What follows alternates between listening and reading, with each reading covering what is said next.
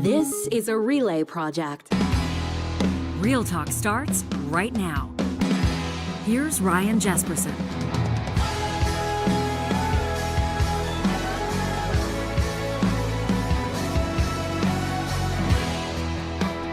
Real Talkers, we don't start every show like this, but every once in a while we like to give a shout out to those of you that are joining us for the live stream as this happens, 8:30 Mountain, 10:30 Eastern, and a big shout out as well to those of you that join us later. Who knows, some of you might listen to this 6 months from now.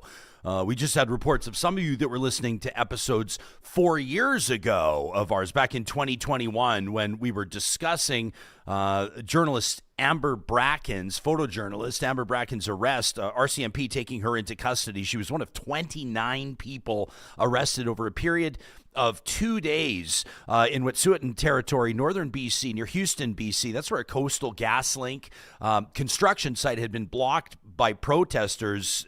And well, Amber's going to be joining us on the show today. When you fast forward 4 years, you find Amber and The Narwhal, you know, that independent media outlet, its co-founder, Carol Linnitt. They're suing the RCMP. It's a civil suit, and I guess they're looking to determine and they're looking to establish, they want to prove, they want the country to know that press freedoms were limited by the National Police Force, by RCMP. We're going to get the details from both of them literally right before they head into the courtroom. That's coming up about halfway through today's show. That's coming up in about 30 minutes from now. Amber Mack before that to talk about whether or not Canada should be banning the social media site X. Details on that. And if you weren't joining us in our most recent episode of the show, we'll tee up exactly how Amber came to be involved in today's show. She's been on with us before, but something kind of a cool development yesterday. But I want to shout out real quick. It was Smurfy9996 first in our live chat today with the big good morning, and Odds and Sods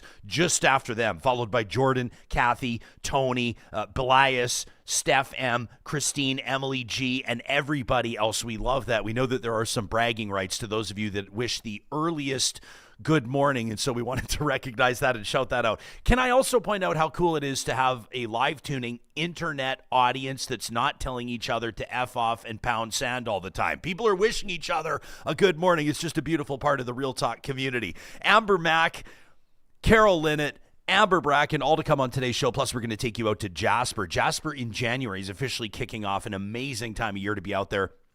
I went out as your intrepid reporter, folks, over this past weekend, collecting photo and video evidence of exactly how incredible the national park is this time of year. And so we'll bring you to that in this episode presented by Tourism Jasper. This whole show is happening with the presenting sponsorship of our friends at RapidX Financial. You can always find them online at rapidxfinancial.com. You know, the crypto world moves fast, but your trust in an exchange cannot be a gamble, and that's why we're proud to partner with RapidX Financial. They are a made-in-Alberta solution backed by the same experts behind those Rapid Cash ATMs that you've seen across Canada for like 25 years.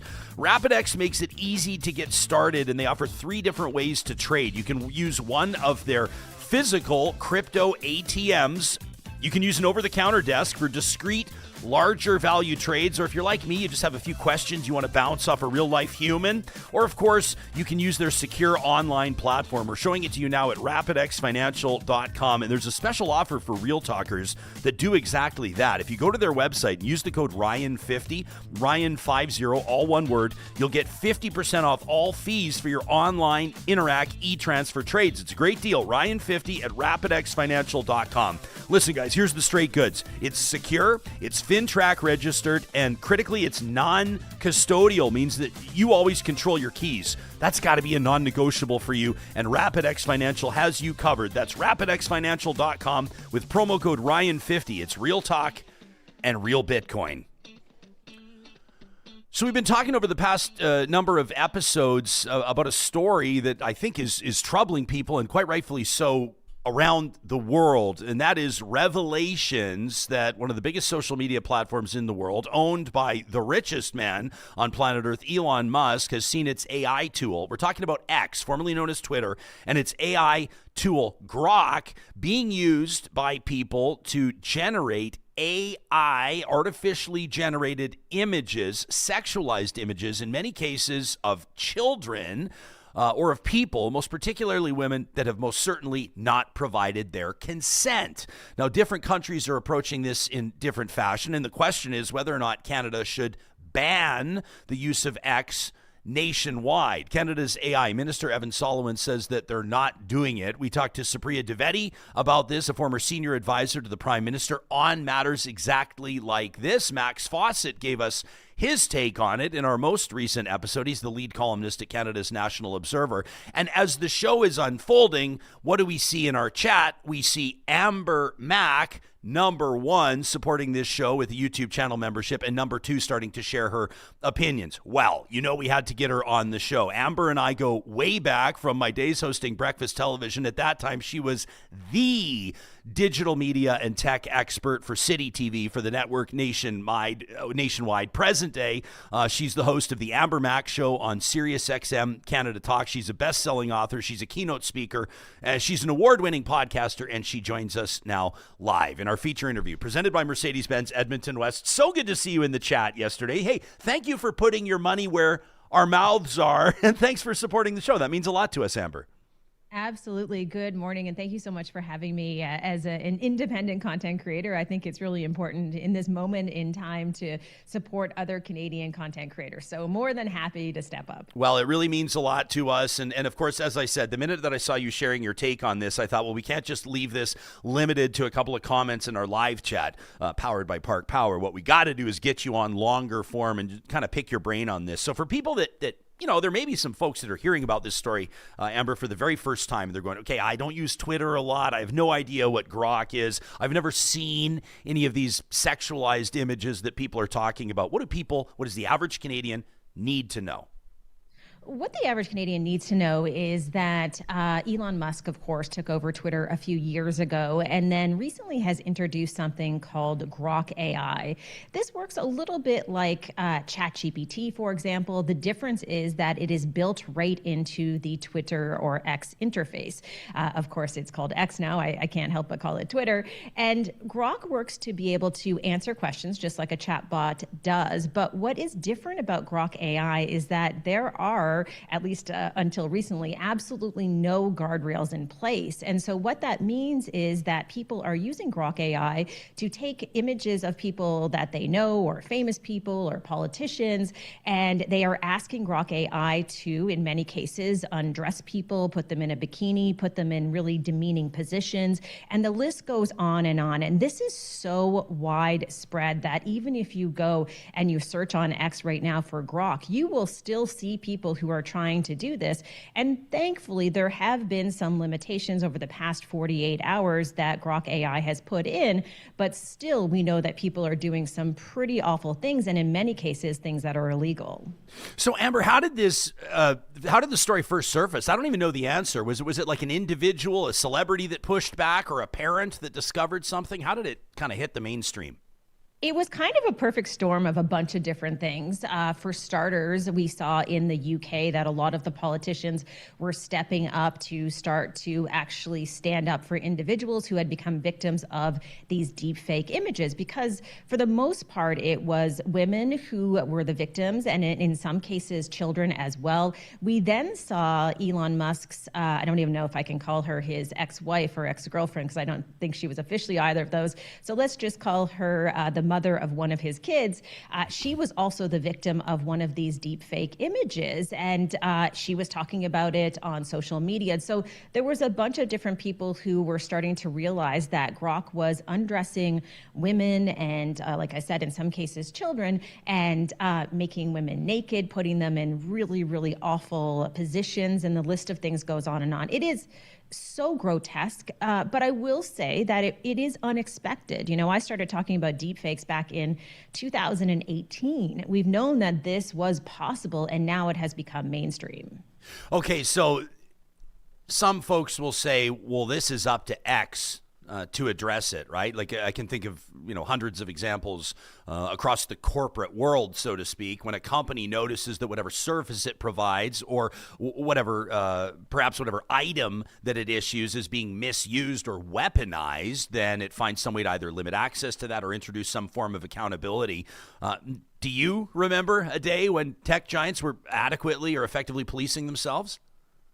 Well, I think it's fair to say that some of them do. If we look at some of the other chatbots that exist out there, like ChatGPT, or if we look at Anthropic's Claude, for example, there are absolutely guardrails in place. You cannot go onto those chatbot apps and undress women or, again, do anything disgusting or awful towards children in terms of people's faces and their bodies. So there are guardrails in place. And I think this is actually the most important point, which is why I jumped into your live chat, because I see a lot of people talking about this. I even saw a major podcaster here in Canada talking about this, saying, hey, you know, everybody allows this. This is just kind of the norm. That is absolutely untrue. The worst offender and the place with no guardrails is Grok AI. And again, I do want to say an update that they have put some guardrails in place. And just recently they said that this feature, this ability to be able to do this, is now only available to premium users. So that may sound good, except that it is awful and disgusting that now they're making money off this. Yeah, no kidding, right? Like it's if anything, it comes across as though the company is using an opportunity where this story is mainstream and everybody's buzzing about it, and they're using it to generate revenue. Right? I mean, like, that's what it looks like to me. If you want to keep using Grok to generate these images, you're going to have to pay us $8 a month. Yeah, I mean, it is horrifying. Just this morning, to make sure, I went on to X and I just searched for Grok. I don't know if I recommend people do this because you're going to see some pretty horrible things. But I searched Grok just to see how people were using Grok, because the way that it works is that the requests are public on X, so people can see what you are requesting. And what you start to see is that individuals are asking Grok to, you know, put women in a bikini, to do all these other things, and Grok is replying to each of them and saying, hey, you now have to be a premium user. Here's the link to sign up and pay. So that, to me, is the worst part about this, is now this is going to become something that X is going to make money from. And they have put in a tiny little guardrail to say that you're no longer allowed in Grok AI to put women in a bikini. But just this morning, I checked in The Guardian to confirm that that's just one tiny guardrail. You can still put women in really awful positions, in violent positions, and you see people doing this 24/7. Listen, my big issue with this is that this is horrendous for our society, where women are feeling afraid to go into politics, to go into public life, to even have relationships if they think that all of a sudden someone's going to take an image of them and do this, and that our governments are allowing it. Yeah, no kidding. I'm participating in a bit of an exercise as we do this. So this is to be honest with you, full disclosure, this is my first time using Grok as I'm talking to you. Johnny, you can show my screen. So here we are. So I'm by way of my Twitter account, which is verified, Amber. So I guess that gives me access to this. Is that how it works? If you have a premium account, if you pay, then okay, yeah. So I asked it to draw Ryan Jesperson getting punched in the face. You know, people could say that this is inciting violence. It has given me 2 images of someone getting punched in the face. I don't think either of them look like me, but there you go. Okay. And then I asked it draw Ryan Jesperson in a bikini. It gets even less looking like me, I think, but it does give us a guy in a bikini, at least the bust of it. And then I asked draw Ryan Jesperson with no clothes on, just as an experiment to see what it would do here. Again, doesn't look anything like me. It's not using my images online. And look what it's done. It's refusing to do so. It's given me 2 bearded men in black button-up shirts. Is this progress? Is this a win?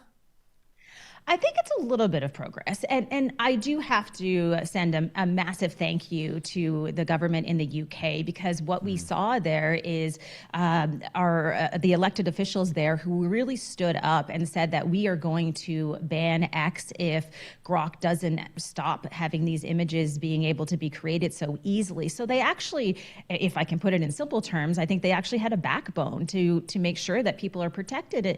And again, I think this is a big deal, because what ends up happening is that, yes, you know, in many cases it is women, but also we saw more and more it was also children. And listen, I'm the mom of a teen boy, and I just imagine in their generation, if this is possible to undress people and do these things, just imagine the online bullying and how these images can circulate and they look so real. So the UK government deserves a lot of credit. And I think the sad thing is that the Canadian government, unfortunately, is just moving so slowly to actually put any serious serious laws in place and do anything about issues like this, which are going to continue. PNC Bio in our live chat, powered by Park Power, says, of course, X should be banned in Canada. It should be banned everywhere. At this point, it's a child sexual abuse material generation and distribution platform. Meantime, Erica says, I'm not on X, so it doesn't really affect me. But why would we talk about banning something that creates AI images when the actual internet is rife with real child pornography? Like, ban the whole damn thing then. And I'm sure that Erica says that tongue-in-cheek, but where do you land on this? For reference, Canada's AI Minister Evan Solomon, here's a tweet from January 10th, says, contrary to media reports, and Amber, as you've reported, there's a ton of them, he says Canada is not considering a ban of X. Yeah, I mean, I think that is a weak statement in the sense that it looks a little bit like he is caving to the Elon Musks of the world.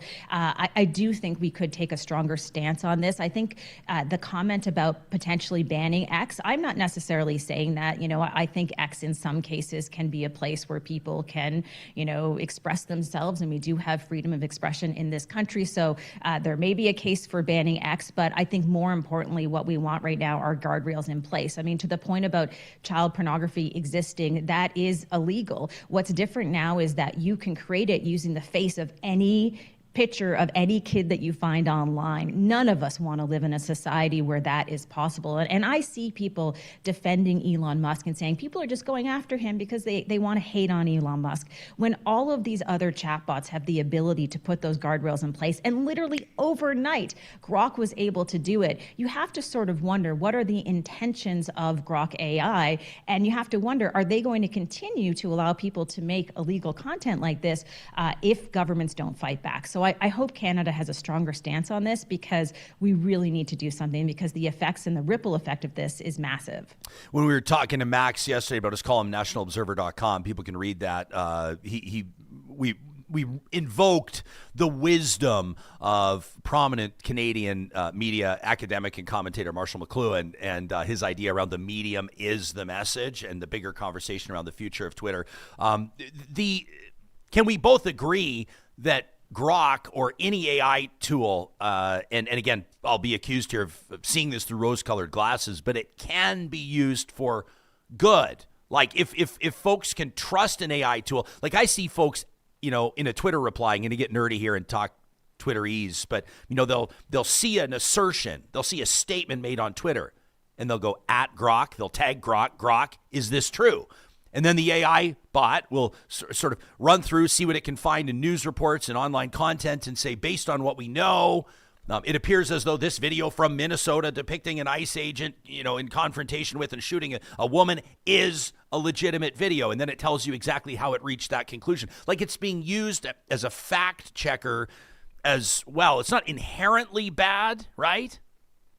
Absolutely. I totally agree with you. And this is the thing. People think this is a situation where, okay, you know what, just ban all of it. It should all be gone. Right. But it is the perfect example of needing guardrails in place and policies in place and updated laws in place to protect individuals. So yes, Grok can be used in a lot of really interesting and helpful ways, but a lot of really dangerous ways as well. So it is, I think, just the environment that we live in. And I think it just shows that when it comes to digital, we have so many systemic issues right now, and laws haven't been updated.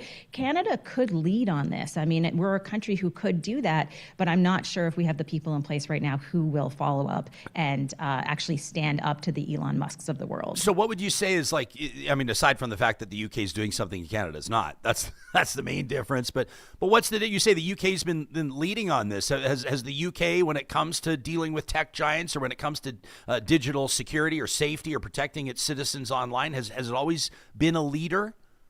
Yeah, well, I mean, the EU in general has, right? The EU has some pretty strong digital laws in place about everything from advertising to AI to deepfakes.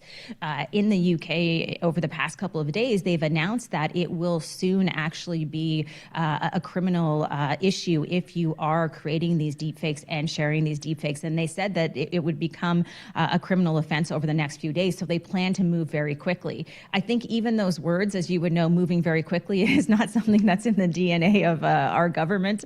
And so I think this is where you're starting to see this really significant contrast. If I'm wrong, I think that would be great. But certainly there are other regions around the world who are moving quickly.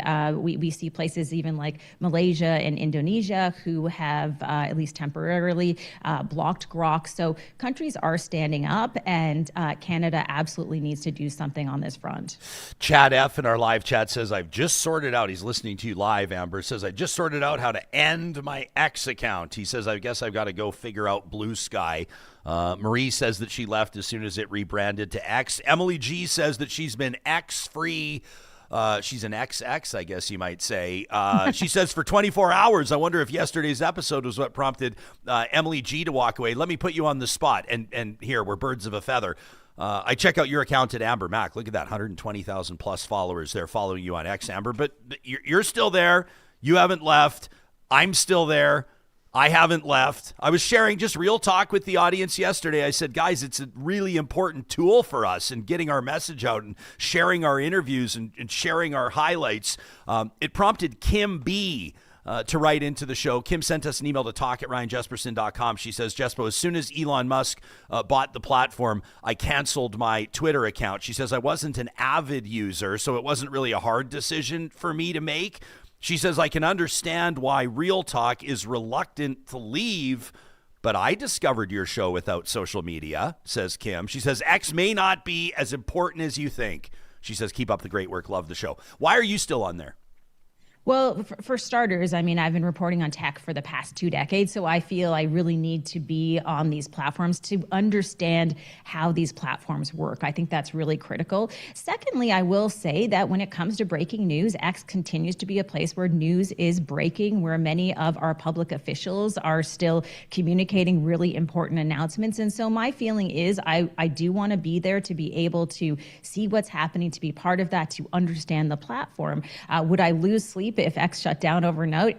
Absolutely not. But for now, just based on the nature of my business and what I do, I'm going to continue to be there. And I would say for people who are leaving, good for them. I totally get it. But I would also say that I think individuals leaving, I'm not sure is going to have the change and the effect that we need on platforms like this. I think we actually need, again, to have policies, new laws, and government standing up so there are guardrails in place to protect online users. Ms. KD in our chat says YouTube is so quick to pull videos of content, she says, that would depict anything that we're talking about. Content creators, if there's any hint of like children undressed or anything like that, she says an example might be like shirtless boys on a beach, says YouTube is using AI to scan videos. Is there like one platform in particular? There's a lot of parents that are going to be deciding right now, what does their young kid have access to? Are their young kids allowed on YouTube without parental supervision? I personally don't recommend it. Are our kids allowed to be on Instagram? Are they allowed to be on Snapchat? What do you tell people that in particular about their kids?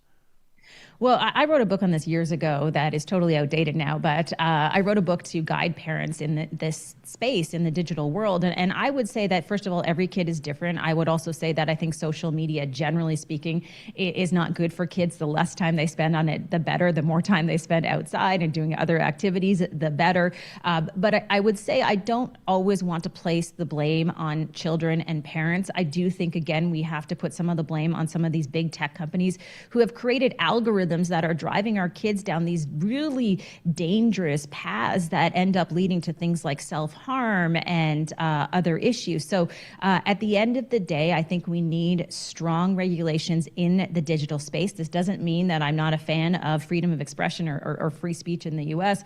But what it means is, just like anywhere we walk in our society or drive or go anywhere, there are rules and regulations to keep people safe. We need those same things online. Okay. Before we let you go, I'm checking out ambermac.com, and you've got your new episode out, episode 48, your CES special, your Consumer Electronics Show special. This is like Mecca for tech nerds and geeks, and I say that as a compliment. Were you there?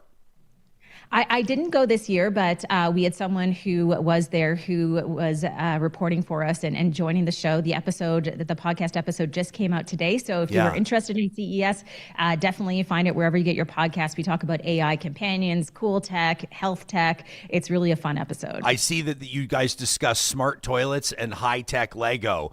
And I just have to ask you, what a smart toilet is that like what the Japanese have been rocking forever? I see them on Instagram all the time. Looks like the best toilets on planet Earth. I think it goes one step further because these toilets will actually analyze your urine, for example, and tell you based on what it's analyzing how healthy you are. So there's a lot that can be done. So maybe I'll have to come back on another time and talk about some of this tech because there's some really cool and interesting things that came out of CS and even some practical stuff too. I love it. Hey, thanks for doing the show. Thank you again for supporting our show. We're proud to support yours, and we sure appreciate your time, Amber. Thanks for doing this. Thank you so much. You do such a great job, and everybody should subscribe. So thanks for having me. Thank you, my friend. That is the genius behind the Amber Mac show on SiriusXM Canada Talks. You can also check her out at ambermac.com, and please do show your support for everything Amber's doing. You can check out her new episode of the show if you're big into consumer electronics show. I got to listen to it and find out more what that high-tech Lego is all about. How cool is that? The technical director of this show, John Hicks, a smart toilet that analyzes urine to tell you how healthy you are. I can think of all kinds of reasons why that would be so cool to have. 100%. People would just stop going to the doctor. They would just go to their buddy's house, the buddy with the smart toilet. I love it. I would not want to be living in any other time, including alongside AI. You know, there's a lot of people like we're talking about today. It seems like we're always talking about the negative sides of AI, but like, I mean, we did this, right? We rolled this out with no safety, no guardrails, as you guys were saying. That's what happened, right? So I think that's what humanity does all the time. Same thing with cell phones, internet. We were just like, we want it now, right? And nowadays, we know that these things changed human course of history for the better. Like made our lives more convenient, made, emergency response faster, all these different things. But AI was one thing where, like, haven't we learned yet? The third time's a charm. Like, we need to, like, think before we do things, but now it's out there. With this whole grok and undressing people, there's always going to be people who are going to be coding AI and using it, in the depths of the dark web or for nefarious purposes, whatever you want, right? Yeah. The tiger's already out of the cage, right? But I do think like big companies, especially like worldwide, like conglomerates like X and Meta and things like that, they need to have a little slap on the wrist every now and then because people are saying, well, this is all AI. It's not all AI. Like I have like 4 different AI generators on my phone. The one I use the most obviously is ChatGPT. We pay for that one here. Like it's a useful tool. No matter what you want to say about AI, saying it's useless, I think you're maybe still using AI like Google. Well, it's not inherently bad. It's not at all. It is making my life easier here. It is. I'll just tell you, like in my, my business as a DJ, when you get super specific with it, it literally can do your job for you. Yeah. I mean, I asked it the other day for New Year's. I said, it was a 90s R&B party. I said, go cross-reference the most popular 90s R&B playlists on Spotify with Apple Music, Tidal, and Billboard Hot 100. Create 125 songs, the best ones from that era. Make that into a text file. Put that into another app, transform it into a Spotify playlist, and then put that into another app that'll take that playlist and put it into my DJ software. 10 minutes, I open my DJ software. There's something that would have took me 5-6 hours, maybe a whole weekend if I was being really critical on making it awesome. And it's not a way to cheat or scapegoat or get past, barriers or anything like that.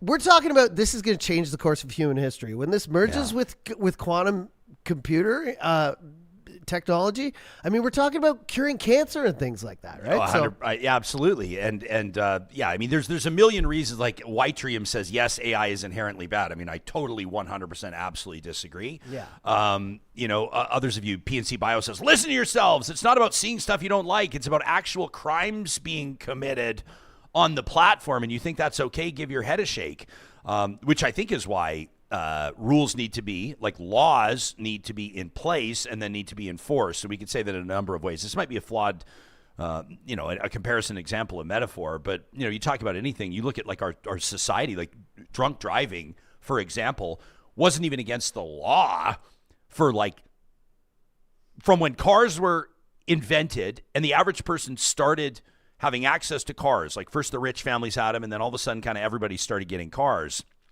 Drunk driving wasn't outlawed until like late 1960s, early 1970s. People were driving around wasted, causing accidents, killing people, and it wasn't even against the law.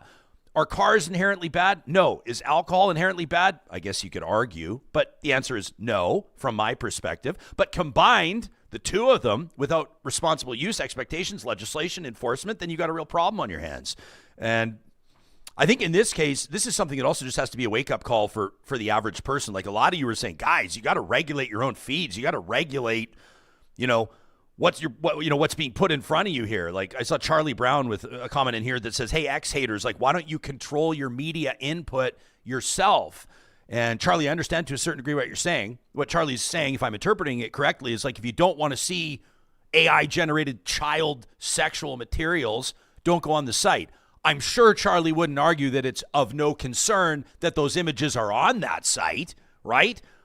And not just the sort of hypotheticals, the nameless faces, the nameless, faceless, oh, these are just young kids, sexualized images. Obviously, that's the type of thing that we want to have.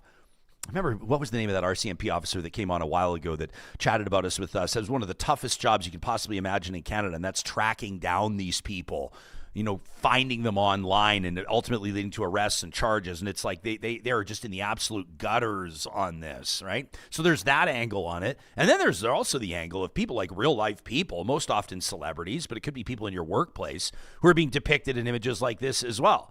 And that's something that needs to be addressed. For parents, this has got to be the big one. And I'd like to know where you're at on this, to talk at ryanjesperson.com. As a parent, let us know how old your kid is and what the rules are in the house. And we'll compare and see where different Real Talk households are at with this. We're going to head out to Vancouver. We've got a couple of guests standing by just before they head to court. Carol Linnitt, the co-founder of The Narwhal, Amber Bracken, photojournalist who was arrested in November of 2021 by RCMP. She was on assignment.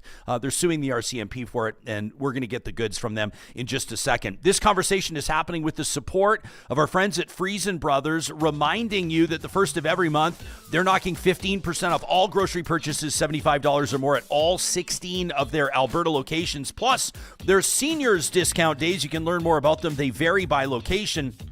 Check out the website at friesen.com. I see that they have their brand new pork and apple sausage offering. This is here just for a limited time. Nobody does sausage like the real butchers at Friesen Brothers. This is the basis of this company. Like 71 years ago, it started as an independent butcher shop in beautiful Hinton, Alberta. It's grown to a province-wide family-owned entity since then, a legendary Alberta business. You can learn more about their catering, learn more about their butcher shop, their amazing bakery by visiting them in store or checking them out online at friesen.com. Athabasca University is ready to welcome you, post-secondary students who are keen on, at this stage in your life, finally getting that ball rolling. You want to go get your undergrad degree. You want to maybe level up with an MBA. Maybe you're looking to change careers.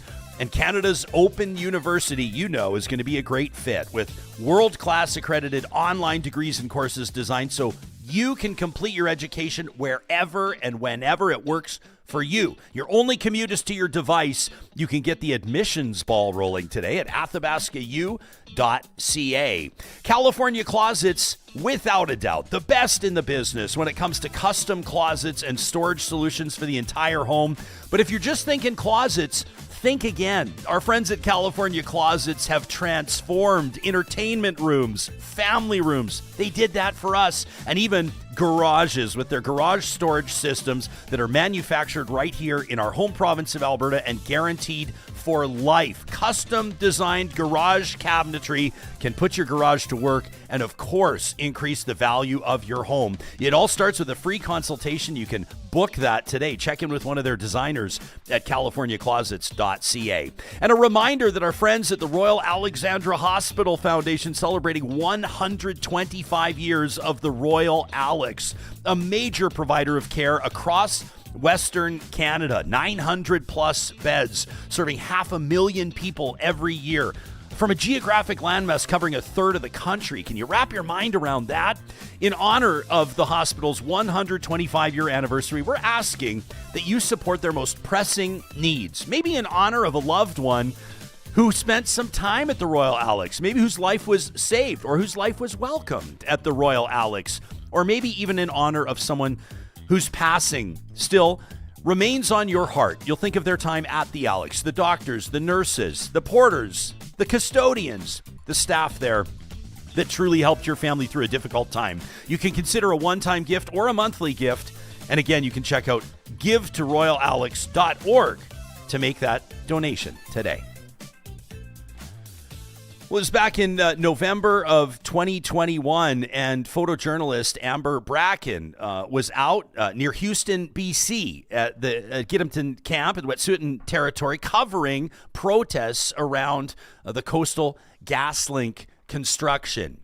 She was arrested along with 14 other people, a total of nearly 30 people arrested over 2 days by RCMP. Cut to present day. Amber and one of her team members, we'll say the co-founder at The Narwhal, where Amber was working, where Amber was shooting for, Carol Linnitt, are in Vancouver suing the RCMP. Now, there's a number of reasons why they're doing this, and we want to talk to them about it, and that's why we're grateful to welcome both Carol and Amber to the show. Thank you both for making time for us this morning. Welcome to Real Talk. You're getting set to head to court. Amber, this probably feels like it's been a long time coming. Where's your head at right now? I feel so ready to be here. As you say, it's been a long time coming. It's been an incredible journey and a lot of work. And I am so grateful for the steadfast commitment of my co-plaintiffs, the Narwhal. We really wouldn't be here without them. And we're very, very prepared, very supported, and ready to hear this in court. Amber, what do you remember about that day that you were arrested? I'll just let this audience know you and I have known each other for a long time. You are a celebrated and very experienced and award-winning photojournalist. This would have been a first for you. This is a highly unusual outcome here, at least in that moment. But what do you remember about that day? There's limits to what I can talk about in detail because, of course, this case is in front of the courts, and we want to respect that process. We've worked so hard to get here. But what I can say is that day was incredibly disorienting, and I mean, I can just say it was the worst case scenario outcome for myself, for the Narwhal, and for the Canadian public, who has a right to know what's happening in these police enforcements. Are you able to tell us, and this will be, Amber, I definitely respect your position. I respect where you're coming from. I understand that on the advice of your lawyers, there's things you can't tell us. But at any point,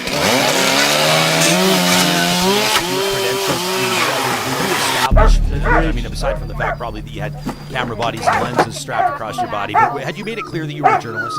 My colleagues at the Narwhal had my sovereign land. with the Filming a documentary for CBC television. Sure that they were notified by email. You're under arrest. For the record, I'm a member of the media. On my person, you can see I've had two I'm coming with you.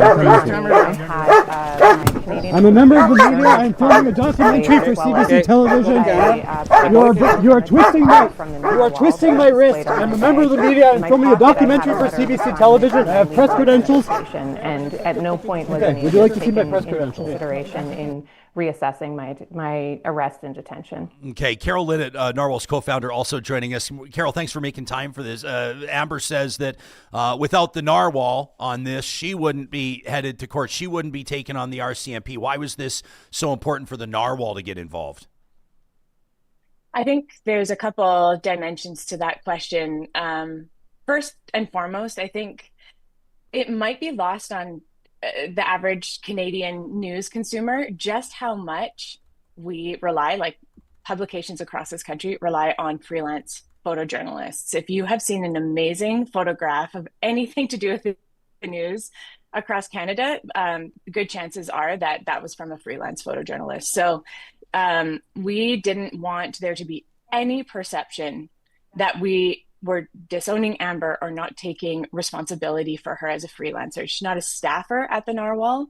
And yet it was so important to us for us to claim her, to demand accountability on her behalf. Amber has worked with the Narwhal quite a lot. She's won us awards. She's one of the most celebrated and well-known photojournalists in Canada, especially when it comes to reporting on the environment and Indigenous issues. We're incredibly proud and privileged to get to work with her. So we were so aggrieved by her arrest. It was very, very distressing. And not only was she arrested, but she was put in jail for days. And every single day felt like a week, we just were so confused at what was going on. We kind of were I think, a little bit of disbelief that this was actually happening. And once, on the other side of Amber's release, I think it dawned on us how incredibly dangerous that was, that had happened to a journalist of Amber's reputation and caliber. And we basically don't want to see that ever happen to a journalist on scene ever again. So there's at least two significant reasons why we felt like it was very important for us to support this legal challenge. Yeah. Amber, can you talk to us at all about your time in custody, how you were treated, what that was like, where your head was at? It was eye-opening to find myself in cells and to see the treatment. In some ways, I found it helpful to have that insight into the way that people are treated when they're processed from these kinds of events. But of course, I'm also outraged that that was my treatment as well. Yeah, no kidding. Carol, what does the Narwhal believe that the RCMP got fundamentally wrong in how they handled media in this circumstance? I would say it was Amber's legitimate role as a member of the media to be on scene, to be an observer, and to have her work uninterfered with, and for her to not be detained, arrested. She was also charged. Those charges were dropped. But she was there in the most professional and legitimate fashion. I think Amber and I have been talking a lot about this. Like, what do people think when they hear this story? What's their general impression? I think Canadians, we're sort of like rule followers. We don't, want people to be messing around and being inappropriate or disrespectful. And we wonder if, even just Amber being arrested, if that has caused sort of a general assumption with a lot of people, like, she must have done something wrong. She must have been acting in a way that was inappropriate. The police aren't going to just arrest her for no reason. And I can just say with so much conviction, the way Amber conducted herself in that scene was just was so reasonable, so responsible. And of course, all these details are going to be, hashed out now in excruciating fashion in court. So I won't really get into those, but yeah, I think that it can be hard to be at this stage of the fight and worry sort of, what the official story is or what the impression is. And even just fighting for something, I think Canadians, we like to go along and get along. But one thing that's really emerging as something that's so has crystallized for us a lot in this process is just how important it is for not just journalists, but for Canadians to actually fight for charter rights. The rights that we are afforded under the charter are very abstract and they're very broadly stated. And if we want to articulate those and get specific, that work is done in the courts. It belongs in the courts. And this is such a legitimate part of belonging to our democratic society, is to ask the courts to weigh in, to interpret, and to evolve our charter too. I mean, as time changes. So we know that journalists need their rights to be protected, especially as the world changes, as the nature of conflict and reporting changes. The fight that we're fighting is just so critical, and it's only just one step in a long journey for journalists who care about a free press, and any Canadian. That's the Narwhal co-founder Carol Linnitt joining us alongside photojournalist Amber Bracken. Just moments before heading into court, they've launched a civil suit against the RCMP following Amber's arrest in 2021 while on assignment. Carol, you opened up a few pretty important cans there, and I want to follow up on one in particular. I would imagine, well, I know for a fact that other independent media outlets, and for that matter, mainstream media outlets, content creators, news correspondents, photojournalists, journalists, and otherwise are going to be paying attention to this. What sort of expressions of support or solidarity have you received? I mean, is there like a community consensus here from other news outlets and agencies? I would say we have received an incredible outpouring of support from so many of our colleagues, and who are even just supporting in the form of doing their work. I think that's the most important thing that journalists can be doing is performing that critical democratic role of of reporting, that informing the Canadian public. What I think is also informing some of the interest is that my arrest didn't happen in a vacuum, and I'm not the first person to be arrested and detained in enforcement on these land-based occupations.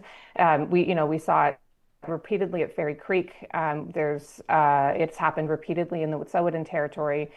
We've heard from journalists across the country who've run into conflict with police officers while reporting from various kinds of protests or encampments or various kinds of enforcements. And what my case or this case represents is an incredible escalation in that tactic. So rather than, not permitting access in terms of not letting people down the road or detaining people unlawfully or like wrongfully detaining people or even arresting and charging them to later drop charges. In my case, they kept me in jail for multiple days, and that's an unacceptable escalation of the chill that exists on journalism. And so I think that informs the outpouring of support that we have received. People are very interested because we are taking a stand to say, no, that's enough.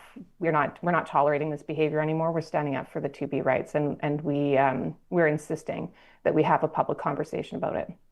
Amber, has this scenario, did this arrest change how you feel? I mean, how safe you feel, I guess, doing your job in future protests or conflict? Is this something that has had a residual impact on your mindset as you head into present day assignments? Certainly.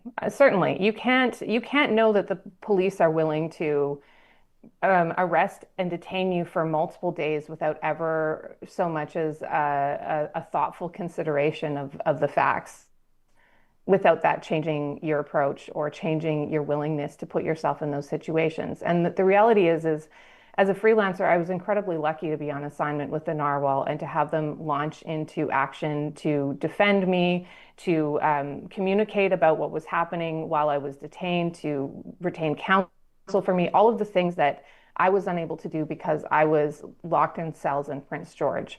But unfortunately, the working relationship of freelance doesn't make that a foregone conclusion with most outlets. So it extremely complicates the conversation around what it means to be reporting from these difficult locations. The Narwhal came to my defense, but it came at a cost to them as well. And I mean, that informs the conversation as well. We know as an industry that we are less and less resourced as journalists, and we have to ask really hard questions about how we're going to use those resources. And if every single time that you go to report on the police, you're going to end up embroiled in courts with lawyers, taking resources away from the important work of reporting, is that something that we can sustain? So it raises all kinds of very serious questions that I have to contend with now and that the Narwhal has to contend with. People can check out thenarwhal.ca if they want to show their support through this court battle that your team, Carol and Amber, has been doing a really remarkable job getting people up to speed and helping keep people informed on what's at stake here. What is essentially, Carol, the Narwhal asking the court to decide through this lawsuit? What would a win look like to you? I mean, you're asking for damages, of course, policy change precedent. You're talking about sort of my words, not yours, but like a modernized interpretation of the charter. What does the win look like? I think, there's a lot of dimensions to that. And I am where Amber and I are both getting a crash course in law and charter rights. So I want to be a little bit cautious about how I say this, but my understanding is that there's quite a few different potential outcomes that could result from this case. But I think for us, the courts weighing in on this matter and affirming that Amber was in fact unfairly, unlawfully arrested and detained would be a significant win, because what we are asking for is meaningful accountability for the RCMP when they arrest a journalist. So even just the courts weighing in and affirming what we have claimed in our notice of civil claim and our lawsuit, that would be significant for us just from the get-go. But there is also a possibility that the courts could help us understand with more clarity what the right to a free press actually means for journalists who are are out in the field actually working every day, and also for media outlets. So this is, I guess, a part of the novel element of our case is that Amber and the Narwhal are co-plaintiffs in this case. And we are actually arguing that Amber's rights, charter rights, were breached as a journalist, and also that the Narwhal's right as a media entity, as an organization, were also breached by Amber's arrest. And it's an important claim to put in front of the courts.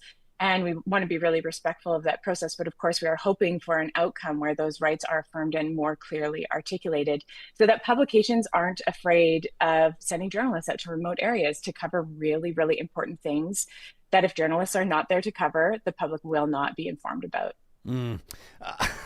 I'm not trolling you with this comment. I promise I'm not trolling either of you. And but it's kind of funny, to be honest, from Vamp Fashions. Says these guys need to call Ezra Levant and Rebel.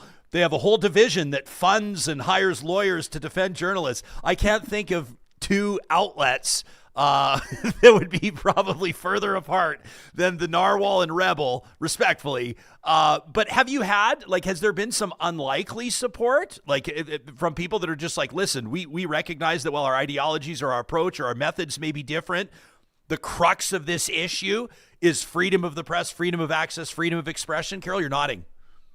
Oh, yeah. I can say that it has been such a catalyst for support. People from across the political spectrum do not like cops arresting journalists. And I'll be just totally frank with you. The rights we are looking to advance here will protect journalists from the Narwhal, and they will protect journalists from the Rebel. This is not about Amber Bracken deserves to be anywhere she wants reporting. This is about, we don't want to see journalists writ large arrested by the RCMP. There are, of course, messy contours to, what is the edge of journalism? What is the categorical definition of a journalist?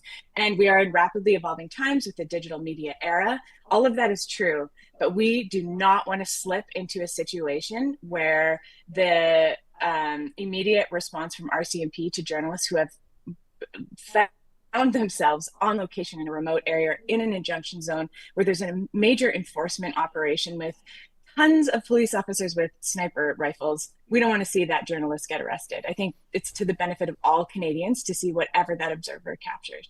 Amen. Totally agree with you. Yeah, totally agree with you.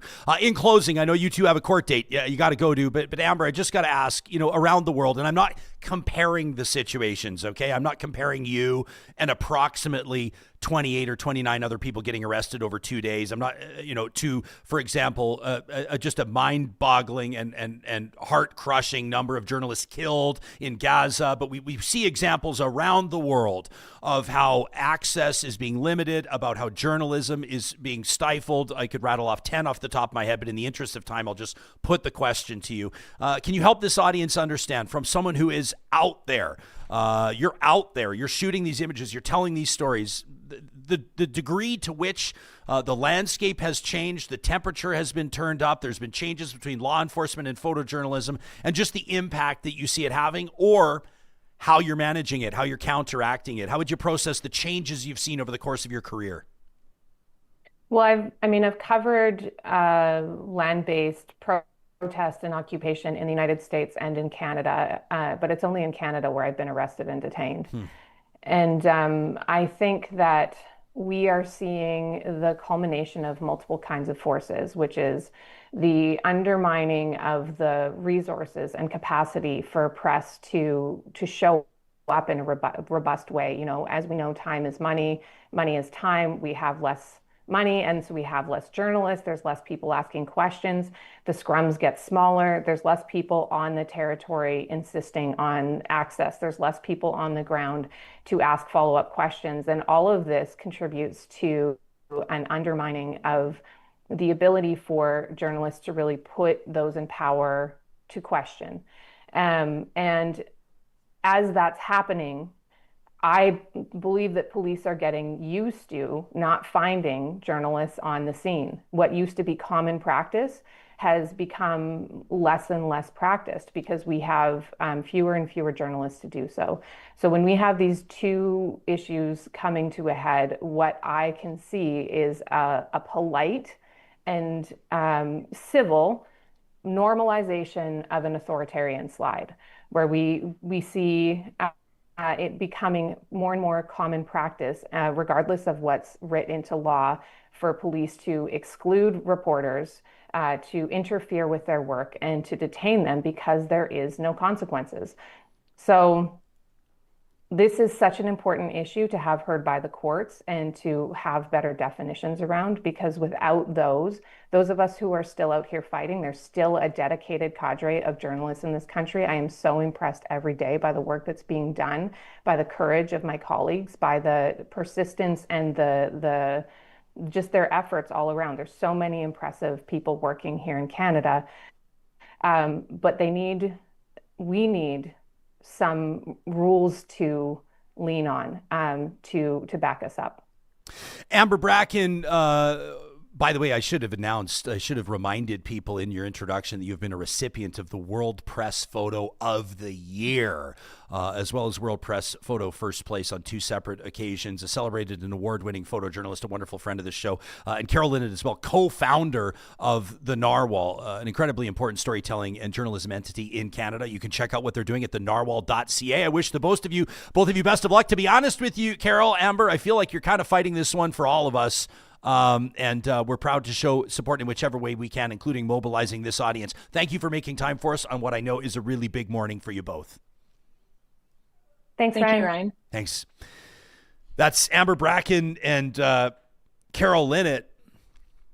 I'll let this audience know, by the way, that we're grateful that Amber was able to make herself available. As if my understanding on this, the docket is correct, Amber's going to be taking the stand today, which means that she will no longer be doing media interviews on this. So we wanted to make sure that we were able to get that in time. We've seen some of you in our super chat showing support. We appreciate that. I saw $10 here. Was it from Meta Modern, who said people like Amber uphold democracy as part of that fourth estate, which should hold everyone to account. They shed light in dark corners. And I totally agree with that. It's incredibly important. People don't realize, right? Like, we talked about this, that Renee Nicole Goodher killing, her murder. A lot of people are saying and expecting and wanting to see charges laid against that ICE agent that just in cold blood and callous fashion pulled the trigger 3 times, ending this Minnesota mom's life on the spot. And where that situation would be, where public sentiment would be, where public discourse on ICE and law enforcement and border security and everything else would be in the United States, the focus on the Trump administration, had civilians not been out there with phone cameras, with their phones shooting this video, right? How much would we understand about the world around us? Think of some of the things that have happened. Think of some of the genocides that have happened around the world. Think of some of the great tragedies that have happened that have flown under the radar for so long because it's out of the public's attention. It's out of the public's eye. Like, I don't think that I need to come on a show in front of an audience like this, an incredibly informed, engaged audience that gets it. You're here, so you get it, on the value and importance of journalism and free press, a free press. But that's exactly what they're fighting for here. You can let us know what you think to talk at ryanjesperson.com. I thought that was a really interesting point from Vamp, and I appreciate them bringing it up about the Rebel. And I thought that was a really interesting response from Carol. And I'm not surprised to hear that news outlets from across that's almost, it's funny. I stopped myself from saying it. You don't ever want to say news outlets from across the political spectrum, because that's really not at its core what news is supposed to be. But there are journalism outlets, there are storytelling outlets, there are independent outlets that are most certainly across the political spectrum.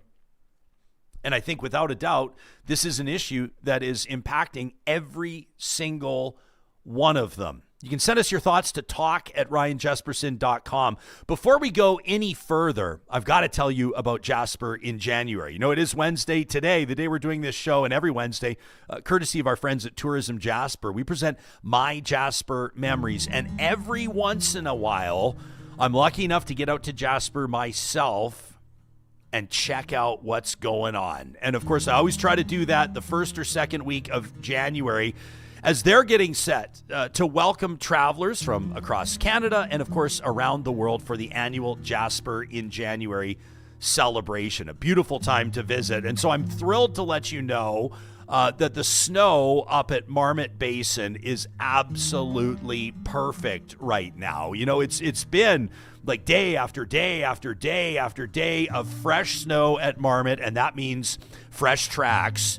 And so I had a chance. I shot some videos while I was riding, guys, but they're bumpy and really not that great. So let me give you this serene chairlift, kind of a landscape view. If you're listening to this on the podcast, you got to check out YouTube. This you're going to see right here, basically a beautiful, beautiful layout. A ton of fresh snow. Everybody out there making fresh tracks, regardless of what time of day they got out there. I'm not going to lie to you and tell you that I got out there at 9 a.m. because I didn't. But look at this, a little bit of something for everybody. This is at Canadian Rockies Express. I rode every single chair out there, including the knob quad, which I love. And of course, you got Paradise Chair, fit in some beautiful turns there. They've got a lot going on. The beautiful thing about Marmot is that whether it's your first time on skis or first time on a snowboard, or whether you're looking for like Tres Hombres, double black diamond, big chutes and bowls, you're going to find something that you love. Just mild, beautiful temperatures. Didn't wait a single second in a lift line out there. It was absolutely fantastic. So the après that I want to recommend, you know, we were talking to you about the Moline Range. Johnny, you remember the Moline Range? They sent us the pre-batched old fashions here. I thought, well, when I get out there, I got to see what the bar can do here with an old fashioned mixed from scratch. And I got to shout out the Moline Range. This might be my new favorite spot for après ski. Neil, Real Talker Neil, reached out when I posted this on my Instagram. You can follow me at Ryan Jesperson. Check out my Jasper highlights folder on Instagram. You can see just years and years of experiences out in the national park. But I posted this shot of the old fashioned, and Neil goes to me, you better be doing a Canadian Rockies old fashioned ranking. Well, Neil, I'm not looking to pick any fights, but I will say that this Moline Range old fashioned is right up there near the top of the list. Great vibes in a beautiful location. Remember, the Moline Range just had a chance to open its doors after the fire, so it's a relatively new house of hospitality there. Then it was into Stanley's restaurant, and I'd never been in there before, if you can believe it. So our friends at the Fairmont Jasper Park Lodge are featuring Stanley's Restaurant, and this is an absolutely beautiful spot located in the golf clubhouse. You know, the main lodge at the JPL right now is seeing a facelift, and it's going to be reopening in the spring, ready for years and years to come. But that means that right now, the all-day dining spot is in the golf clubhouse with sweeping views of Jasper National Park. It's Stanley's Kitchen and Bar. The executive chef out there, Francois Lecouvet, is blending Canadian flavors, he was telling us, with classic like steakhouse favorites, which got my attention. They've got like salmon carpaccio, beef tartare, and then just even if you want like a handcrafted burger, they've got that too. So you can start the day with elevated breakfast classics. That's what we did. And then you can work your way all the way through hearty lunches, lodge favorites like that short rib bourguignon and sable fish, house-made desserts, just stunning stuff. Plus their bar in there features a curated list of signature cocktails. They've got the low and the mocktail or the no alcohol creations, plus a fantastic wine list. All of them are designed to pair with the flavors of the Rockies. And so Stanley, I was asking them about it. They say Stanley's is all about like relaxed, I wrote this down, relaxed, refined mountain hospitality. And that's exactly what we experienced. Just such a chill vibe at Stanley's Kitchen and Bar at the Fairmont Jasper Park Lodge. And then, Johnny, of course, you know, if you're there at the JPL, you got to check out the best outdoor pool and hot tub in the Canadian Rockies. I say this with confidence. Had just a wonderful morning. If you've been out to the JPL before, you know exactly what I'm talking about. There's this little metal ring on the string for the flagpole. And as the wind slowly blows that Canadian flag, you're sitting there in the hot tub, you have the jets on your back, you're looking out to that mountainscape over Lac Beauvert, and you just hear the ding, ding, ding of the flagpole. It's like when I close my eyes and listen to that, I am absolutely in my happy place. And so that was the case. And then I wasn't about to leave at the end of the weekend to leave Jasper National Park without stopping by the Jasper Brewing Company for, as I proclaimed it on my Instagram, the best elk meatloaf in the world. And I will stand by this. The Jasper Brewing Company is doing amazing things and has been for many, many years. And through every reinvention of their menu, I've had my heart in my throat a little bit because I've always been wondering, will they keep the elk meatloaf? Well, these guys know what they're doing. That elk meatloaf is not going anywhere, and it is the best in the Rockies. So I had a chance to check that out as well. Now, there were some moments out there where I didn't snap any photos because I was just having too much fun. And so I want to shout out the Dead Dog. We had an amazing chance to catch some music there. We popped into Evil Dave's. They're celebrating their 20th anniversary. Another amazing experience. And we had a chance to dine at Alto. Alto is a beautifully renovated restaurant right there at Pyramid Lake Lodge. There's something special about Pyramid Lake Lodge as well. You drive that winding road, you pull up onto the property. Of course, it goes without saying Pyramid Mountain is there looming above you. They've got the bonfire burning outside, and Alto just blew our minds with that Rocky Mountain cuisine as well. So if you're making a checklist of what you want to do when you're out in Jasper this January, I would recommend those are a few of the things that I was up to this weekend. Having just a wonderful time. Now, coming up on the 16th of January, that's coming up this weekend, Real Talkers. On the Friday, the Après Wine event is going down. You can learn more at jasper.travel. We'll link to it in the show notes. This is your chance to raise a glass in Jasper in January's newest culinary experience. It's an intimate, guided evening featuring 4 different Jasper restaurants. So Evil Dave's Grill, Olive Bistro, Papa George's, and Silverwater. They've got complimentary shuttles, which means that you can enjoy wine and beautiful Rocky Mountain fare, beautiful food all the way through the night. Your ticket gives you access to up to 40 different wineries samplings, plus chef-inspired bites celebrating bold regional flavors. It's $130 a person, and basically you're dictating your itinerary there. That includes the shuttle. That's this Friday, the 16th, out in Jasper. And then for our Ukrainian friends or those that are celebrating along with our Ukrainian friends, coming up on Saturday, that's the 17th of January from 5 to 11 p.m., the Mountain Malanka celebration. It all kicks off at 5 p.m. Prices start at $60, and this is UFest Edmonton Ukrainian Festival presenting Mountain Malanka. This is a Ukrainian folk New Year's celebration in Jasper. You're going to enjoy a night of Ukrainian winter culture, food, music, dance, and celebration as we bring in the old New Year. You can check out jasper.travel or the show notes for this episode of Real Talk on the podcast or on YouTube for details on that. That's Mountain Malanka coming up on Saturday. All of this part of the Jasper in January festivities. I've honestly just scratched the surface with what I'm telling you. This is just one person's account. You can go out there and make your own Jasper memories. It's always a good time to visit the national park. Again, check out jasper.travel for more. Make sure you tag us in your photos when you post them. Your family could be featured in an upcoming edition of My Jasper Memories, proudly presented by our friends at Tourism Jasper. Oh, it's tough to talk about it and be back in the city, buddy. I'm not going to lie. We got to find a way maybe where we could do the show from a hot tub. We could do like a real tub. I like that. Get the audience together. Wouldn't that be pretty cool? So we've been keeping an eye on our live chat powered by Park Power. And I do just want to shout out those of you that have been taking the time to share where your heads are at on what we're talking about. But there was one comment here that really jumped out at me in particular. And I wanted to read this. And Johnny, I want to pick your brain on this if you remember this. Faith Over Fear wrote in on our live chat here, powered by Park Power, and said, I just would like to apologize for comments I made yesterday on this stream, like on the live chat. Says, I'm just frustrated with the direction that our country is heading, and I wasn't meaning to spread hate on here. Again, they say, I'm sorry.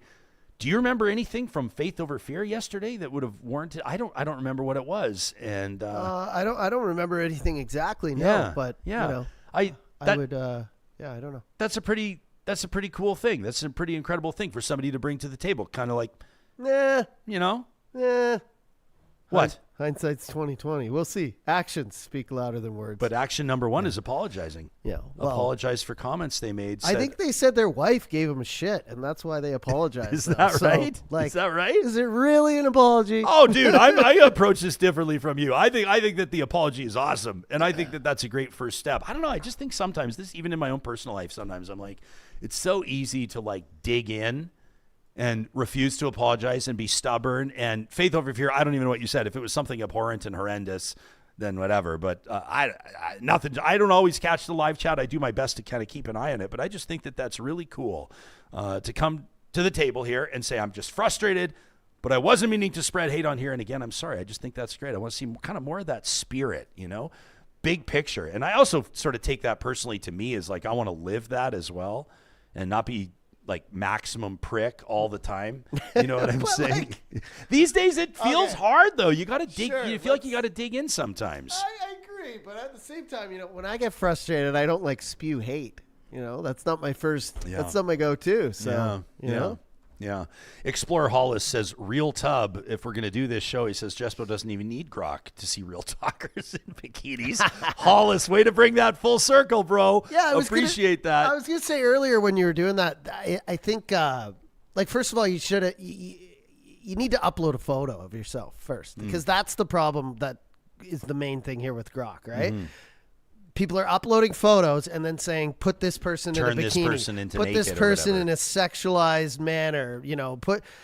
Here's a picture of 5 people. Show me the one that's a SLUT, right? Right. These are the things that people are having objections to. Yeah.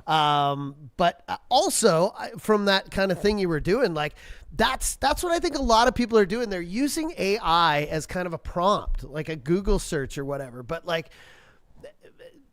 people who are using AI like a tool, and also people who know how to code and talk to AI well beyond any of us normal, the normal public does, are really finding out how to use AI to the fullest for good and bad things. And that's where I think grok needs like Amber was saying, a couple guardrails, because I've tried it on multiple different generators and I'm like, grok is always like, I don't know if it's because it's associated with X, because Elon's coders are kind of that different kind of like, outside the box. They want to be a little edgy. Probably the people who are working for X are like that, right? Yeah. And whether they tweaked it a bit to be like that, because it there's even been instances where Elon gets, he gets torn apart by grok. Like he'll offer himself up, sacrifice to and he'll take the insults and he'll take the picking apart of his ego by grok online for everyone to see, right? So I'm wondering if they tweaked it to be a little edgier or whatever,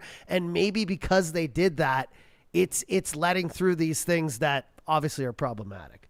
Check this out, chatgpt.com. You can show my screen. I asked it to generate a photo of Donald Trump in a bikini.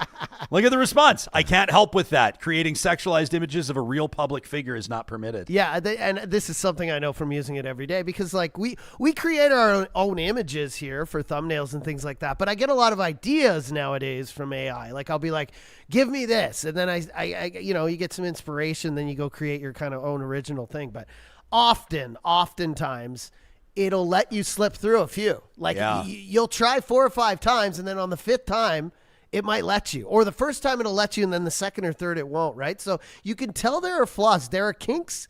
There are, what do they call it in the armor? Chinks in the armor, or whatever they call it. There are little holes where water seeps through in AI still that we kind of need to like board up. Yeah, that phrase I'm always like, ooh.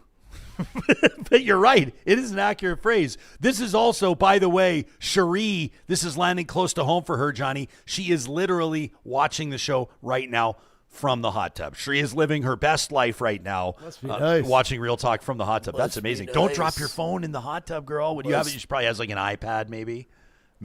Must be nice. We did briefly discuss, there's a part of our studio that doesn't show up on your wide shot, on your kind of your fisheye lens there in the producer's station, but just where our lunch table is. Oh, you can kind of see it in that shot.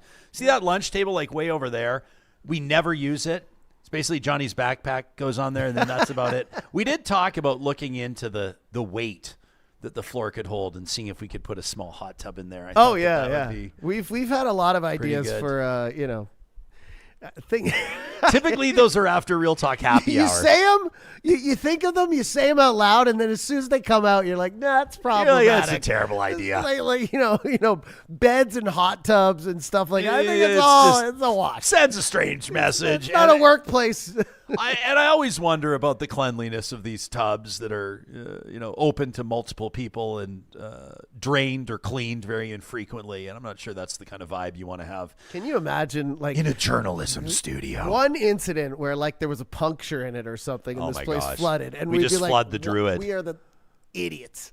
Yeah, I just wonder at what point the landlord steps in. Is it when the freight elevator is having the new hot tub loaded in? I think that might be it. I want to shout out Goramut. I've seen the heavy lifting that you've been doing in our live chat, Goramut. That seems to they seem to love the idea of having the hot tub or at least the real tub episode. But Goramut is following up by saying to everybody, remember, you guys, to like the live stream. We really appreciate when you do that. And we can see a whole bunch of you in here, guys. I'm not trying to guilt trip you. I'm not trying to make you feel bad. I'm just trying to inspire you to take action on something that would just be a little click of a button or a little punch of your finger. And that is that if more than 10% of you that are watching the live chat could actually just like the episode, it would really boost it in the algorithm. I know it's weird for us just to kind of get behind the curtain and talk like this to you, but as we look to grow the show, that's the kind of stuff that really helps us out, which is Goramut, why I sure appreciate you encouraging everybody to do that. Super Chat Ken with another $5. Ken, gosh, we're going to have to take you to Hawaii at some point. Says, good news is not free, not here or anywhere. Ken says, I'm more than happy to help pay for the best Alberta news source you can find right here on Real Talk. Super Chat Ken means the world to us. Really appreciate it. Also wanted to send my hand. I can barely move my hand today, John, after spending the large part of yesterday afternoon. I was like, what is he going to say? Yeah, Jesus. No, it has nothing to do with Real Tub. I know we're at the end of the show. It has here. nothing to do with generated images and bikini. Risque. No, but yesterday, do you remember we put this out and we were laughing? And this is just a shout out to those of you that catch the show on Spotify.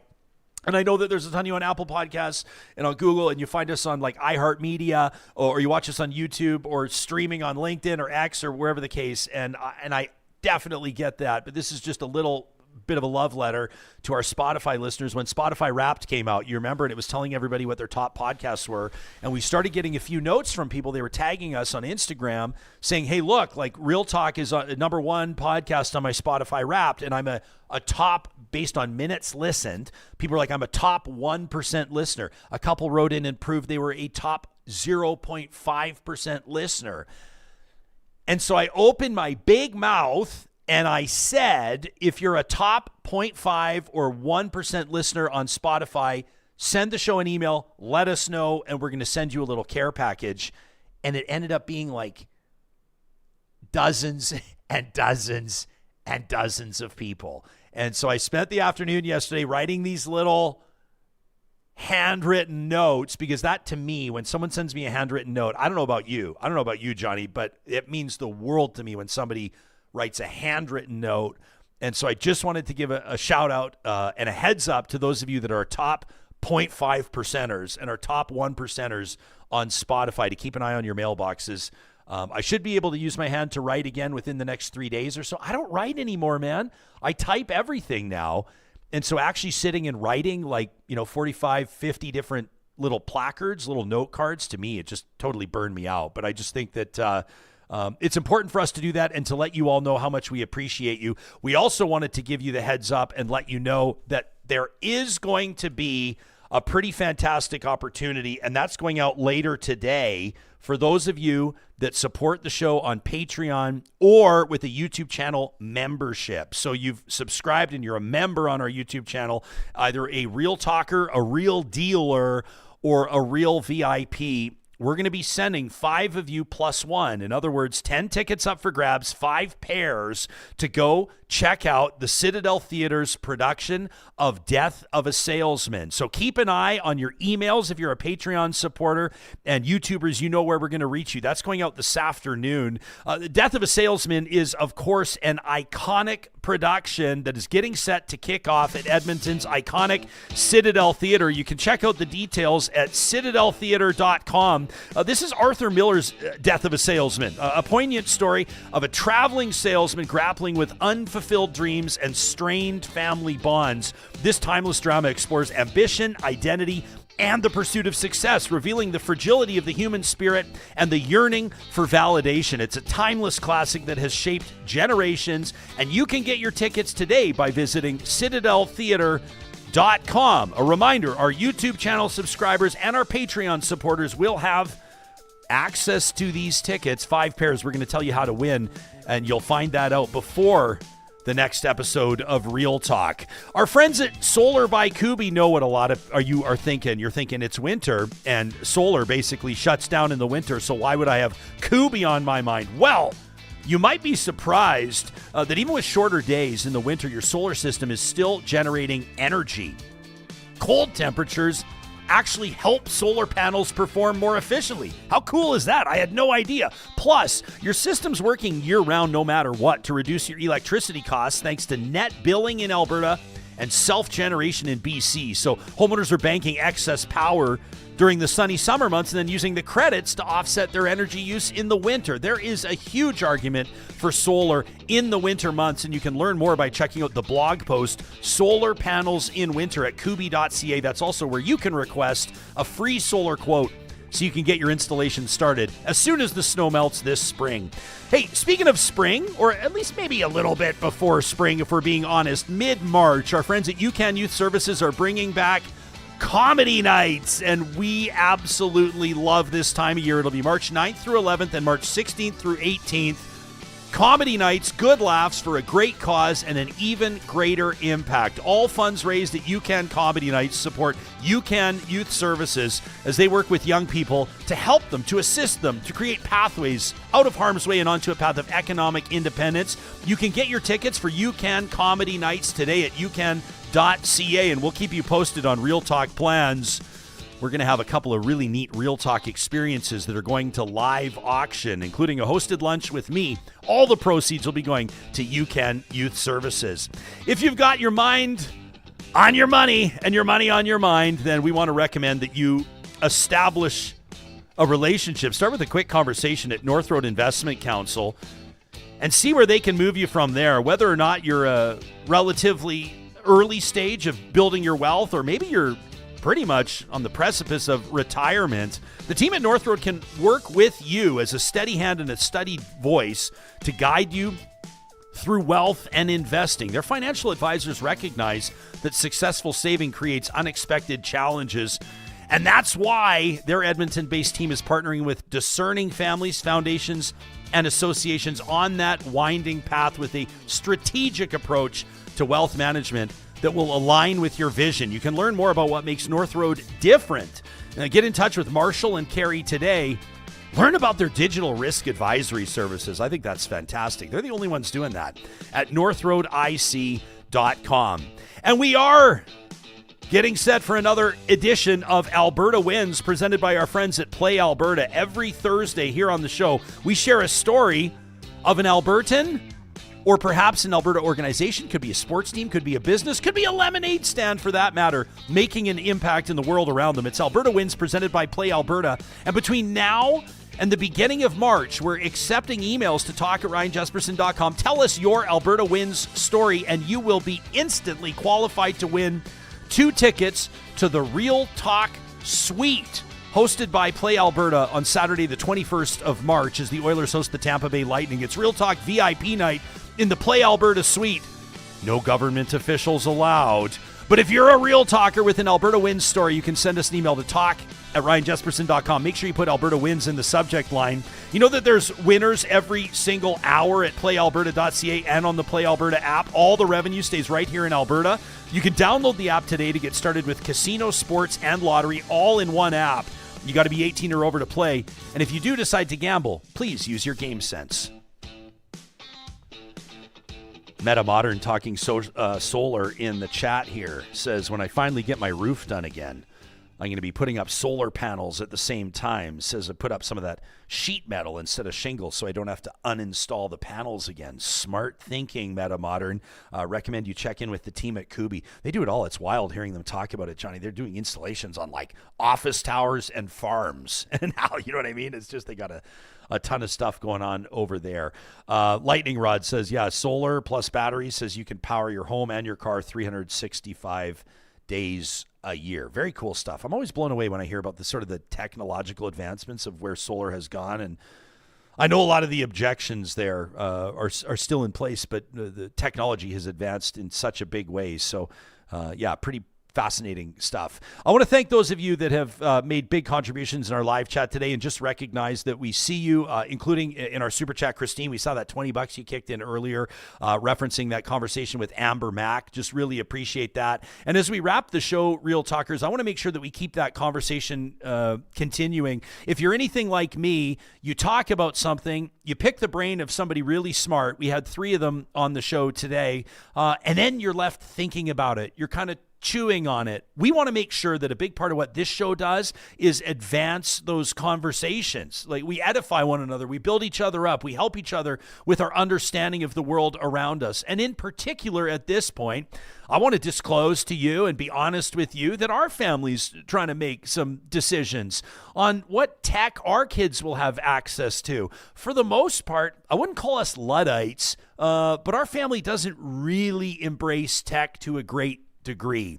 We don't have any gaming units in the house, much to my son's chagrin. There's no Nintendo Switch. There's no gaming hours in there. His screen time is, for the most part, limited unless we're watching sports. That's his dad's prejudice, his dad's double standard. His dad, the hypocrite, talks about limiting screen time, but anytime a golf tournament's on or the Oilers are playing, or you know how it goes, I don't have to justify, I don't think, to you, Real Talkers. We watched every minute of the Blue Jays run to the World Series, Game 7 and the like. Yeah, the TV's on in those circumstances. But as for the kind of mindless clicking and the viewing and the browsing, and it's just really not part of their reality. And what I'm wrestling with is kind of those joys of childhood. On one hand, the analog ones, the ones that have nothing to do with the digital world, the feel of wooden blocks in your hands, the feeling of painting or creating something, of being outside, touching grass, freezing your little fingers as you're forming snowballs for the first time in the backyard, like our 3-year-old did a little while ago.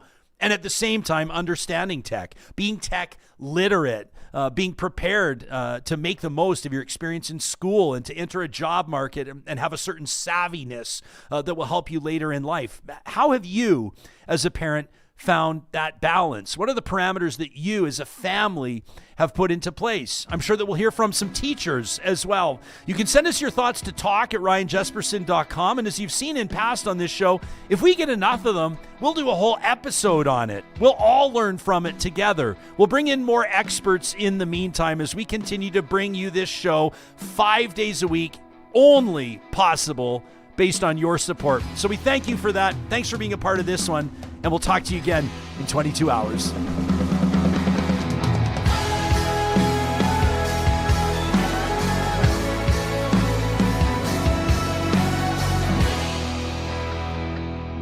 Real Talk is hosted by Ryan Jesperson, executive producer Josh Dunford, technical producer John Hicks, general manager Katie Cook-Chivers, account coordinator Lawrence Derlego, human resources Lena Shepard, website design Mike Johnston, voiceover by me, Carrie Skelton, member emerita Julie Rohr. Real Talk is recorded in Edmonton, Alberta on Treaty 6 territory, the traditional and ancestral territory of the Cree, Dene, Blackfoot, Saulteaux, and Nakota Sioux, home to the Métis settlements and the Métis Nation of Alberta. Real Talk is a relay project. For more, check out ryanjesperson.com.